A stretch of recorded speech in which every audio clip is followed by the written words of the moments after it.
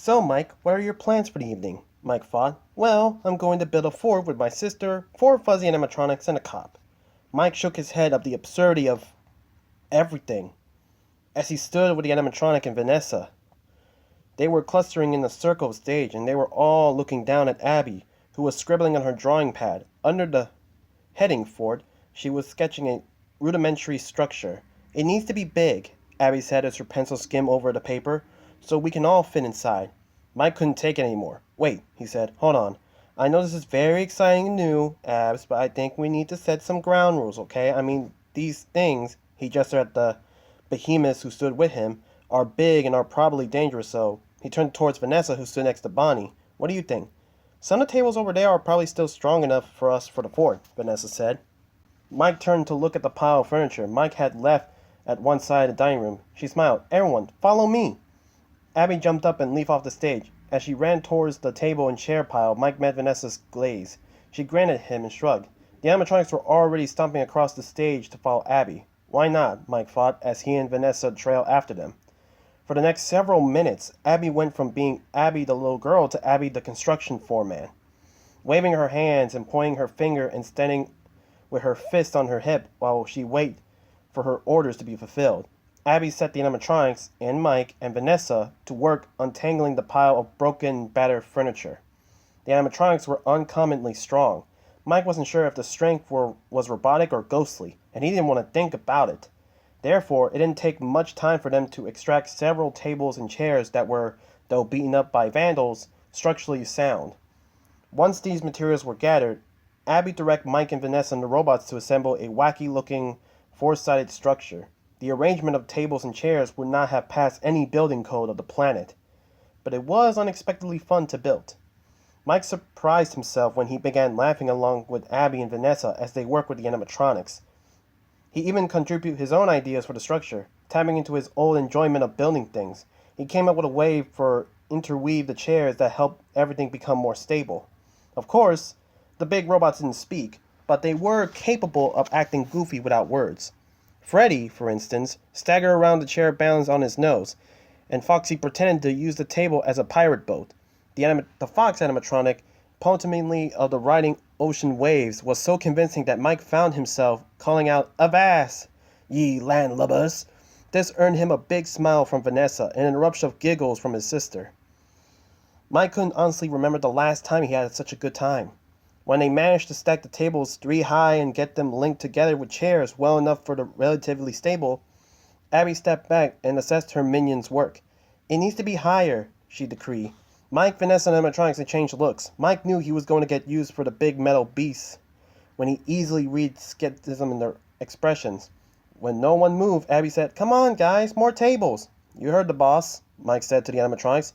He tried to ignore the flutter of fear in his belly when they all turned and flashed their big teeth his way. Without the use of a crane, Mike didn't know how they'll stack more tables on the already tall structures, but he figured he'll humor Abby. Once they gathered the tables, he sees it was a futile endeavor, and she gave up, or so he thought. Mike, however, had underestimated the animatronics, both their devotion to Abby and their teamwork. A few minutes later, he was watching in awe as Bonnie and Freddy, each gripping two legs of the table, rolled on Chica's and Foxy's shoulders. Evaluated, they managed to lift the table on top of the stack, if they could get into the balance in place. It would extend a now much taller fort almost to the dining room ceiling. Mike took Abby's hand and drew her back away from the fort as they watched Bonnie and Freddy set the table in place. Vanessa joined Mikey and Abby, and all three of them looked on, breath collectively held as Bonnie and Freddy let go of the table. The table and chair skytrapper wobbled like a giant, unsteady tower. Mike wasn't sure it was going to come tumbling down, but it didn't. Abby broke free of Mike's grasp. She threw two iron fists above the head. Yes, she shouted. I'll be, Mike said. Who knew his sister had architectural talent? She might have a career ahead of her. Abby skipped toward the animatronics. You did it, she thrilled. Freddy and Bonnie, still on Chica and Foxy's shoulders, gave each other a high five. Chica, getting in the spirit, threw out her arms in celebration. Oops, Mike thought. He saw the cascade effect of his mind before it unfolded. Chica's movement threw off the elaboration that was holding Bonnie and Freddy aloof. Both Bonnie and Bear lost their balance. Chica stumbled one way and Foxy reeled the other. And then there was an animatronic blur as all four metal and fur critters tumbled into the dining room floor. They hit the aluminum with a bump that would have been bone cracking if they hadn't been made out of metal. The entire dining room rattled and rolled like it was caught up in an earthquake. Mike and Vanessa had to widen their stance to stand upright, and Mike managed to grab Abby before the ripple effect of the concussion knocked her off her feet. As soon as the tumor stopped, Abby shouted, "Guys!" She dashed toward the unbending animatronics. Vanessa was close to Abby's heel. Mike, concerned, irrationally, about the animatronics, hurried after Vanessa. Even though he had no idea what he could do for robots if they were hurt, Abby reached the heap of the fur and exposed metal. "Are you guys okay?" she asked. A few seconds of squirming animatronic limbs and more thumbs on the floor.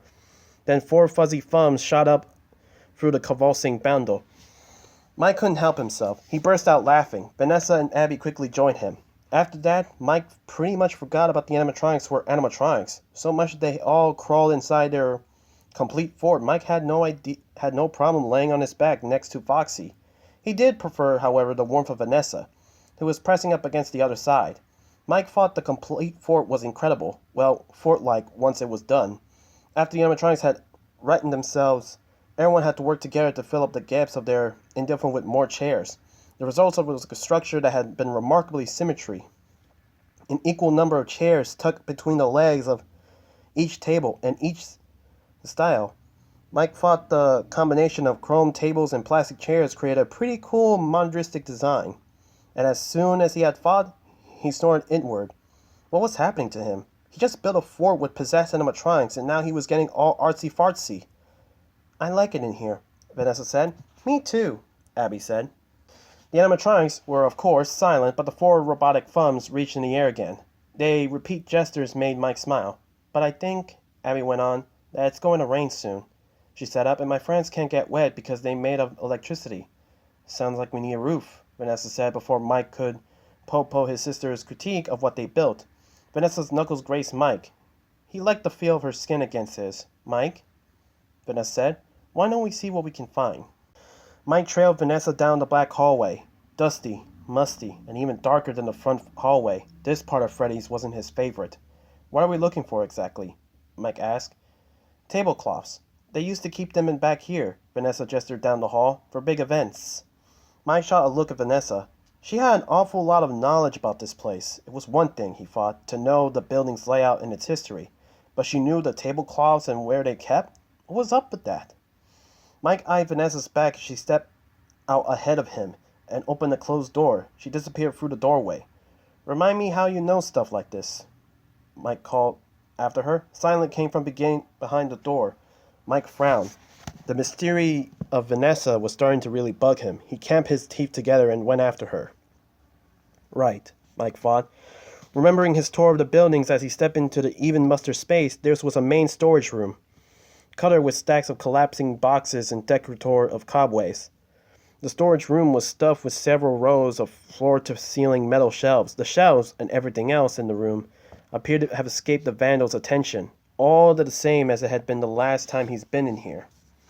Midway along the outmost row of dust-labeled shelves and smaller door gate open, it was the entrance to the boiling room. After the scraping and tapping within the room, Mike could tell Vanessa was in here. He stepped forward and looked through the door. Sure enough, Vanessa was off to one side of the boiler, rumbling in a semi-crushed cardboard box on top of the leaning stacked similar boxes. Mike wrinkled his nose. The boiler room smelled like rotten eggs. He knew the smell came from guster gas, which emerged from the growth of bacteria encouraged by the warm, moist, enclosed spaces to the boiler. He hated that smell. Mike backed away from the boiler and left Vanessa to her tablecloth hunt. He moved farther into the storage room. Just to amuse himself, he started scanning the shelves. He hadn't looked around much when he'd been in here before. Mike reached the end of one row, which contained nothing but empty shelves and shelves stacked with pizza pans. He started to turn to go to the next row, which held a tangle of kitchen utensils and janitory supplies. And then his gaze landed on Mike's step fluttered. He stopped and stared. Sitting on the ground, leaning against the gray cement blocks of the storage room's back wall, a small, about 3 feet tall, clearly decomposed animatronic sat on its her legs stretched out in front of her, with rosy cheeks like those of the Balloon Boy doll that Mike disliked intensely. The animatronic, which is actually more doll than robot-like, had red pigtails and a frilly skirt dress. Beneath the sweetly smiling doll face, the animatronic's chest was hung open. The metal cavity was bordered with a gruesome cage of severe-looking steel ribs. The contrast with the girl's face and the shiny metal spoke-like posters was sinister. "What are you?" Mike asked. Intrigued in spite of himself, Mike dropped his heel and started extending a hand towards the lethal-looking tip of one of the ribs. "I wouldn't do that if I were you." Vanessa's voice so startling Mike that he fell back on his butt. He looked up. She gestured at the metal ribs. "They're called spring locks. A lot of older animatronics models have them." Vanessa's eyes did a light blue and dark blue thing. Mike saw the similar muscle twitch on her jawline. She took a step back and forged through the junk of the shelves. She pulled out a broom. The spring locks were designed to keep the animatronic parts in place so a person could safely wear the suit. Vanessa stepped forward a flash and jabbed the handle to the broom into the animatronic's chest cavity. The loud series of mechanical snaps chopped off the swift, almost hip-hop sounding rhythm. The ribs slank closed. The broom's hood handle cracked in half. "They're unstable," Vanessa said unnecessarily. Mike knew his mouth was hanging open. He inched away from the animatronic, then looked at Vanessa. "People wore these?" Mike returned his gaze to the metal spring locks. "You have to be suicidal to, like I said, unstable." Mike looked back at Vanessa. Her eyes had turned an even deeper blue, navy blue now, almost black. Her chin was shifted, and her eyes were set nearly closed. Who is this woman? Mike asked himself. He was almost afraid to move, afraid he would. A muffled burst of rock music reached into the storage room. Mike's head whipped in the direction. "What now?" "It's just the show music," she said. "The animatronics are probably putting a performance for Abby." Vanessa's voice was flat. She wasn't smiling. Mike stood and brushed himself off. "Yeah," he said. "And Abby's probably dancing with them." His tone was light, and he smiled. He wanted to shift the mood, which was desolate. He could almost feel waves of despondent radiation from Vanessa. "Anything else you want me to let me own?" Mike asked. "Killer clowns, fire-breathing dragons?" Vanessa's expression didn't change. "I'm just curious," Mike went on, "since you somehow seem to know everything else about this place." Vanessa turned away. That angered Mike. He took a step forward towards her and raised her voice. "What if Abby had come here?" he shouted. "What if she found that thing?" He pointed at the animatronic, even though Vanessa wasn't looking at him. Vanessa spun back Mike. Now her expression had changed. Her eyes were almost like spitting spark. "You brought her here, Mike, not me." Mike had no response for that. The coals of Vanessa's eyes were cooled. Just a little. "What I still can't wrap my head around is why, honestly, why you bring her?" Mike thought about lying, but maybe he and Vanessa should stop with that crap. "I think the kids know who took my brother," he said. Vanessa's brows nearly to her hairline. Her anger was gone. Mike rushed to explain. "I think that they're connected somehow. It's hard to explain. But when I'm here, I feel closer to Garrett. My dreams are more vivid. Almost like I can change what happened." Vanessa filled in. "How does she know?" Mike asked himself. "Have you asked him about this?" Vanessa priested. "One of them. He seemed to speak for the others." "Blonde-haired boy?" He nodded. "I don't think he likes me very much. But he likes Abby. And you figure if he won't tell you, he'll tell her." Mike shrugged. Vanessa put her hands on her hips. She snarled at him. "How stupid can you be?" Mike British had both her posture and expression, but he said evenly, "I'm sorry." "Mike, you need to stop." Mike Brist's turned into spikes. "Honestly," he threw at her, "I don't really see how it's any of your business." Vanessa, as if transporting herself through the space between them, was in Mike's face. She grabbed his shirt collar. Her breath smelled sharp, even bitter. When she spoke, she nearly growled. "I'm telling you to let this go." Mike couldn't even been taken more aback if he had been nose to muzzle with a snarling tiger. But maybe his reaction was faster in his face, because Vanessa once again moved in a flash. This time she whipped back. Enough 3 feet away from him, Vanessa seemed to shrink into herself. Her face was bright red, and she dropped her gaze to the floor. Mike didn't take pity of her shame. Instead, he blurted out what question he couldn't leave his head. "Who the hell are you?" Vanessa pulled her shoulders. She didn't look up. "Someone," she said in the most little girl voice, "who's trying to help you." Her raised her gaze. "You idiot." The last was said with a little more strength, but at least she didn't growl at him again, and apparently she was done. She strode away. Mike heard a rustling of papers, footsteps, a slammed door.